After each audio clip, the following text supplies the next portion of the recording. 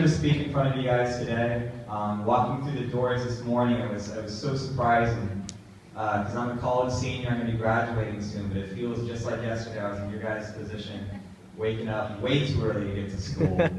I haven't woke up this early in quite some time, so if you guys make it to college, it gets much easier. You don't have to wake up this early. It's great. Today, I want to speak to you guys about identity. It's something that has been kind of difficult for me to understand for a long time, and I'd like to share my perspective on that. So when you meet someone for the first time, what are some of the things that you guys ask of the other person? Yeah, Ken? The name. Their name, right? So when Andrew came up here, the first thing he asked is, what is your name? So the idea is, you have to find some way to reference them. A name is an incredibly important thing to do. You also ask them, what grade are you in? Because the older they are, the more perspective they've had on life, and you interact with them differently, right? So if you find out someone's a teacher, you interact with them different than if they're a friend. If you find out they're an 8th grader as opposed to a 6th grader, you guys talk to them differently. You also maybe ask, what are your interests? You might ask them, are you into basketball? Are you into football? Because they're trying to get at who they are. But a question that I always get, and I'm wondering if you guys feel this too, is I get asked, what are you? Have you guys ever been asked that? What are you? You guys may have been asked that a lot. I'm asked that all the time. Because if you look at the way that I look in appearance, it might be a little complex as to what I am. So I'll go right out and say it. My mom is an immigrant from South Korea, and my dad's parents are from Mexico. So I'm half Korean, half Mexican. But I was born and raised in California and don't speak Korean or Spanish. I'm pretty American. So it's a little bit difficult for people to understand that, right? I look a certain way, I act a different way, and people kind of find that difficult. When I was growing up, like you guys in middle school, that comes up a lot. It's really important, the what are you? If you wear glasses, you're kind of framed as a certain kind of person. If you have a bowl haircut, you're framed as a certain kind of person. If you have braces, you're framed as a certain kind of person. If you have all three of those things, like I did when I was your age, you're framed as a certain kind of person. And, it's so important when you're in middle school, these kind of external things, the way you look, as a way for people to kind of identify who you are, and that can be so incredibly frustrating if what you look like isn't what you identify with, what you believe in. And I thought about this a lot last week. So last week, my grandpa from South Korea, a person that I've only met 1 or 2 times my whole life, passed away. And he was, getting kind of old, but our family kind of saw it coming. But it was a really weird experience. So like, who here has had a grandfather or a grandparent die? Raise your hand. Yeah, and of course, if you look in the room, there's a lot of people with their hand raised. Our experiences with our grandparents are very different. Some of us have a very close relationship with our grandparents. Some of us may never have seen our grandparent before. And it got me thinking about, my life, my history, and how I'm here and why I'm here. There's a reason why I didn't get to meet my grandpa. And the reason is because my mom, when she was my age, decided to immigrate from Korea to the United States. Basically no money to try to make it here, alone. And there was times where she told me she would buy 1 top ramen a day, and she would cut it into 4 pieces and eat 1 piece for every meal, because that's how bad it was.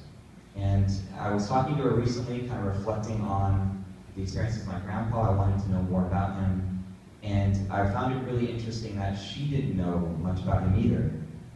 So what's really interesting is that when my mom was your guys' age, it was really the last time that she got to meet and to live with her parents. Because when she was your age, she took an exam in Korea. And the way it works in Korea is that if you're your guys' age, and to determine where you go to high school, you don't apply or enter a lottery, you take an exam. And you take an exam all day, and depending on what you do on that exam, you're placed in a school. And my mom did really well on that test and was placed in a boarding school a day's travel away in Korea.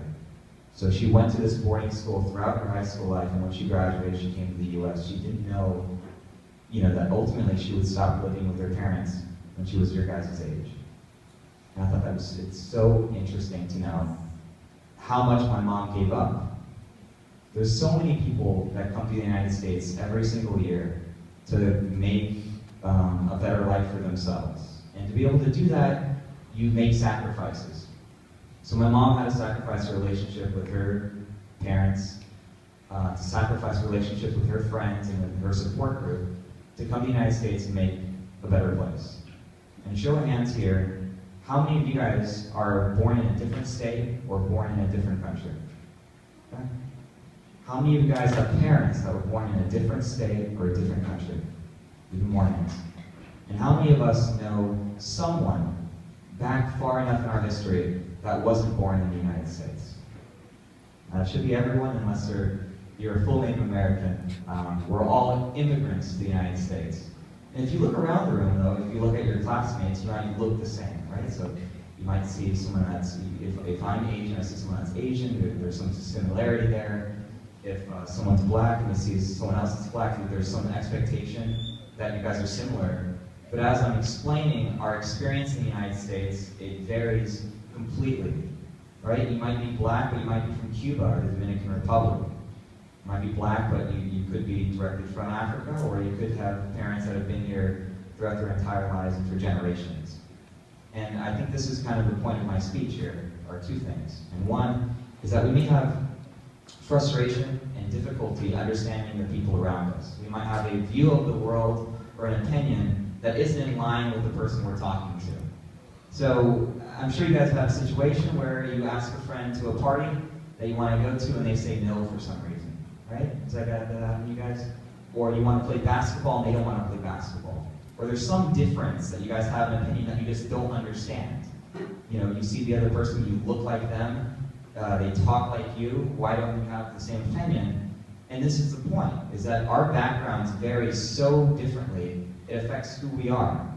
And I think there's so much frustration and there's so much anger and violence towards people that are different from us that we lash out.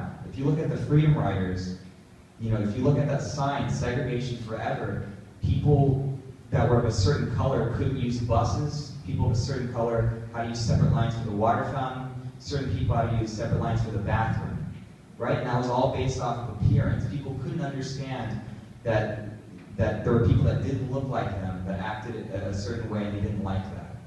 But I think a lot of this can be solved by just taking a step back when we get frustrated or angry towards people that aren't having the same views as us, and thinking, what is going on in their minds? The idea of putting yourself in the other person's shoes and thinking, you know, what is in their past, what is in their history, what kind of family were they growing up with, what kind of friends did they have growing up with, what kind of city do they live in, and understanding as a result of their environment why they are the way they are. And secondly, what I want to leave you guys with is the idea that our identities are incredibly complex and something that we shouldn't be afraid of. When I was your age, and I'm a mixed race, I had glasses, I had braces, I had a bowl haircut, my mom didn't really speak English well, I didn't use English words correctly, I felt judged, people got violent towards me occasionally, and I took it really personally. And I felt, why am I the way that I am? Why can't I be different? And I think all of us feel that way, especially in your guys' age, when so many expectations of who you're supposed to be are imposed on you. And I just want to say the importance of accepting who you are, you know, the things that you love about yourself, to just continue doing that and not be ashamed of those differences. Because those differences are what make us all so beautiful and so wonderful as people. So let's love our complexities, enjoy our differences, and be proud of our own identity. Thank you.